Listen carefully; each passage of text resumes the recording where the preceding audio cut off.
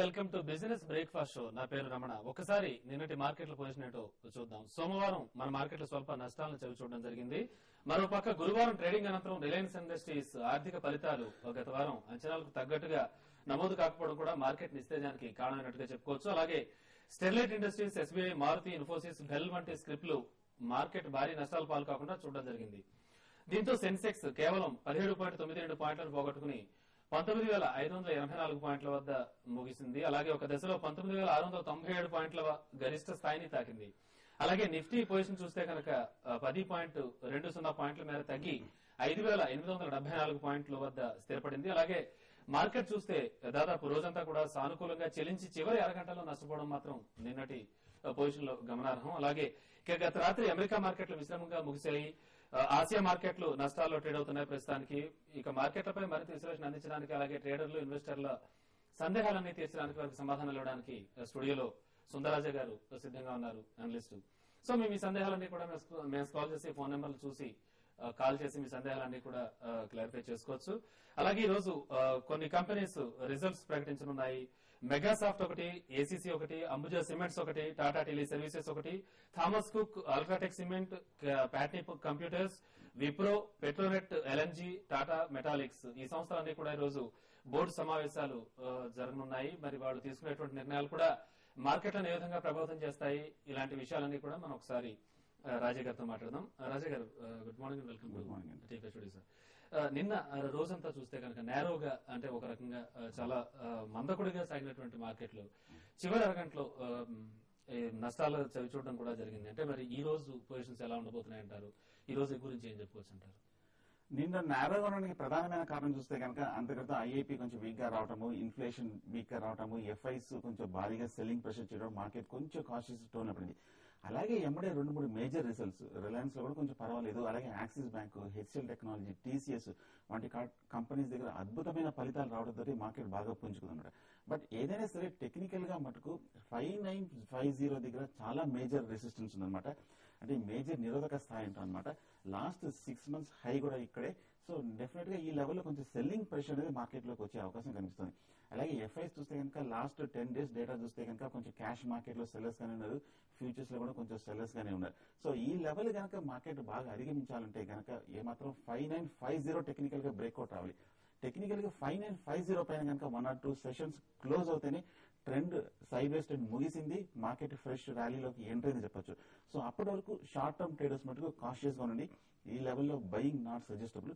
ఒక డిప్ వచ్చాక కాస్తే బై చేయొచ్చు. ఒక ఇంట్రాడేకి వస్తే కనుక మార్కెట్ నా ఉద్దేశం కొంచెం మళ్ళీ నేరోగానే నిన్నట్లాగే ఫస్ట్ హాఫ్ అంతా కూడా కంటిన్యూ అయ్యే అవకాశం కనిపిస్తుంది. కన్సాలిడేషన్ ట్రెండ్ లోనే కనిపించే అవకాశం ఉంది. పెద్ద మూవ్మెంట్ యూరోపియన్ మార్కెట్స్ ఓపెన్ అయ్యే వరకు కనిపించే అవకాశం లేదు.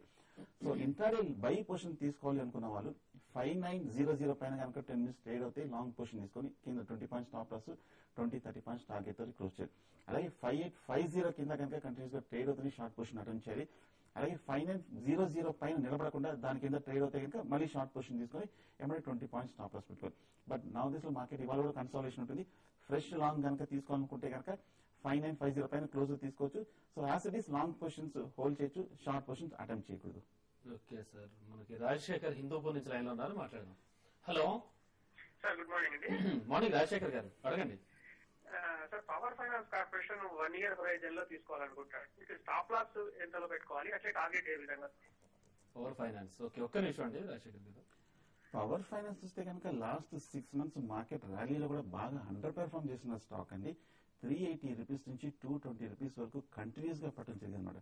బట్ 220-200 రూపీస్ కింద నుంచి పెద్ద డౌన్ సైడ్ రిస్క్ లేదు. ఓకే, రీజనబుల్ రేట్ లోకే మనం లాంగ్ టర్మ్ దీర్ఘకాలిక సపోర్ట్ దగ్గరికి వచ్చాము. 200 రూపీస్ దగ్గర వస్తే కనుక డెఫినెట్ గా మీరు బై చేయొచ్చు. మీరు జనరల్ గా ఈ స్టాక్ కి స్టాప్ లాస్ అవసరం లేదండి, ఎందుకంటే వాలటిలిటీ ఎక్కువ ఉండదు. ఇది లాంగ్ టర్మ్ ఇన్వెస్ట్మెంట్ స్టాక్ కాబట్టి 200 రూపీస్ దగ్గర డెఫినెట్ గా మీరు బై చేయొచ్చు. అలాగే పవర్ చూస్తే కనుక ఆర్ఈసీ కూడా ఒకటి బై చేయొచ్చు, డెఫినెట్ గా లాంగ్ టర్మ్ కి బాగుంటుంది. అంజిరెడ్డి హైదరాబాద్ నుంచి లైన్ లో ఉన్నారండి. హలో హలో, అంజిరెడ్డి గారు. సార్ నమస్తే అండి, అడగండి. సార్ నమస్కారం సార్. నమస్తే, అడగండి. సార్, ఇది సిల్వర్ పొజిషన్ ఏంటంటే ఇప్పుడు నేను 53,000లో సిల్వర్ తీసుకున్నానండి. హలో, చెప్పండి. అదే ఇప్పుడు పొజిషన్ ఏంది, మళ్ళీ ఏమైనా తీసుకోవచ్చా? ఓకే, ఓకే, ఒక్క నిమిషం అంజరెడ్డి గారు లైన్ లో ఉండండి. ఇన్ఫాక్ట్ నేను కూడా గోల్డ్ అండ్ సిల్వర్ గురించి అడుగుదాం అనుకున్నాను మిమ్మల్ని. అసలు ఏంటంటారు పొజిషన్స్? సిల్వర్ లో నిన్న కూడా మనం చెప్పడం జరిగిందండి, ఈ స్థాయిలో చాలా అప్రమత్తంగా ఉండాలి. వాలటిలిటీ బాగా బిగిన్ అయింది. అంటే దీన్ని బట్టి చూస్తే హైయర్ రేట్ లో 75,000 రూపీస్ దగ్గర సిల్వర్ దగ్గర బాగా డిస్ట్రిబ్యూషన్ వస్తుంది అనమాట. అలాగే నేను చెప్పినట్టు గోల్డ్ అండ్ సిల్వర్ కూడా long term over bat position కి వచ్చింది. అంటే ఈ స్థాయి నుంచి ఇమ్మీడియట్ గా ఫర్దర్ గా బుల్లిష్ ట్రెండ్ ఇమ్మీడియట్ గా కనిపించట్లేదు టెక్నికల్ గా. ఒకవేళ కనుక నెక్స్ట్ హైయర్ రేట్ కి వెళ్లాలన్నా కూడా డెఫినెట్ గా ఒక డిప్ అనేది రావాలి గోల్డ్ లోను సిల్వర్ లోను. ఒకవేళ కనుక 70,000 కింద కనుక కంటిన్యూస్ గా 1 or 2 సెషన్స్ క్లోజ్ అవుతాయి మటుకు మీ సిల్వర్ ని షార్ట్ టర్మ్ కి ఫ్యూచర్స్ ట్రేడర్ కాబట్టి 70,000 కింద ఎగ్జిట్ అయ్యి మళ్ళీ లోయర్ రేట్ లో సపోర్ట్ తీసుకొని లోయర్ రేట్ లో ఎక్కడ స్థిరపడుతుందో చూసి స్టెబిలైజ్ అయ్యాక బై చేయొచ్చు. సో సిల్వర్ మటుకు ప్రస్తుతానికి కాషియస్ గా ఉండండి, గోల్డ్ కూడా కాషియస్ గా ఉండండి. లాంగ్ పొజిషన్ పెట్టుకుంటే మంచిది కాదు. కమాడిటీ మార్కెట్ లో కొంచెం వీలైనంత వరకు ఈ లెవెల్లో షార్ట్ టర్మ్ కి అయితే ప్రాఫిట్ బుక్ చేసి ఎగ్జిట్ అవ్వచ్చు. ఓకే అండి. ప్రకాశం నుంచి మోహన్ రావు లైన్ లో ఉన్నారు. హలో హలో, మోహన్ రావు గారు. నమస్తే సార్. నమస్తే అండి, అడగండి.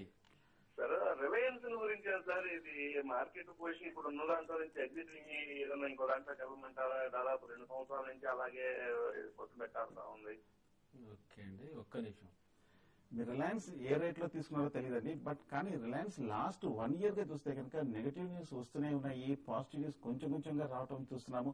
సో దీన్ని బట్టి స్టాక్ 1100 నుంచి 1200 మధ్యన క్లియర్ గా స్ట్రక్ అయినట్టుగా కనిపిస్తుంది. సో మేజర్ బయింగ్ రావట్లేదు. అలాగే రిలయన్స్ మేజర్ కంపెనీ కాబట్టి అక్కడ మేజర్ సెల్లింగ్ కూడా రావట్లేదు. నా ఉద్దేశం కొంచెం అండర్ పెర్ఫార్మ్ చేస్తున్న స్టాక్. సో ఇమీడియట్ గా చూస్తే కనుక లాస్ట్ 2 quarters కూడా కొంచెం రిజల్ట్స్ కొంచెం డిసప్పాయింట్ అయ్యింది. నా ఉద్దేశం హైయర్ రేట్ లో 1200 రూపీస్ 1150 రూపీస్ వస్తే కనుక ఎగ్జిట్ అయ్యి మళ్ళీ వేరే మంచి మొమెంటం స్టాక్ లోకి ఎంటర్ అవ్వచ్చు. రిలయన్స్ డెఫినెట్ గా లాంగ్ టర్మ్ బై ఎక్కడ అవుతుందంటే కనుక మంచి డిప్ లో ఒక 900-800 రూపీస్ వస్తే కనుక బై చేయొచ్చు.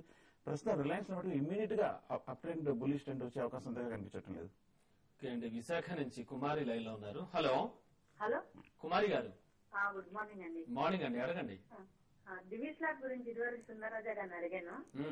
అది 6:30 లో తీసుకున్నాము. అంటే 710, 715 వస్తే ప్రాఫిట్ బుక్ చేసుకోండి అని చెప్పారు. అది ఇప్పుడు 703 ఉంది, ఇంకా కొంచెం పెరగొచ్చు అంటారా? తీసేయాలా? జస్ట్ రిలయన్స్ కమ్ 120 లో తీసుకున్నామండి. ఏదండి? రిలయన్స్ కమ్ ఓకే ఓకే 120 లో బై చేశాము. ఓకే అండి, 2 పొజిషన్స్ కావాలి మీకు. ఓకే, ఒక్క నిమిషం. రిలీజ్ ల్యాబ్ మటుకు కరెక్ట్ గా 625 నుంచి 700 వరకు పెరగడం జరిగింది. మీరు కూడా మంచి ప్రాఫిట్ లో ఉన్నారు.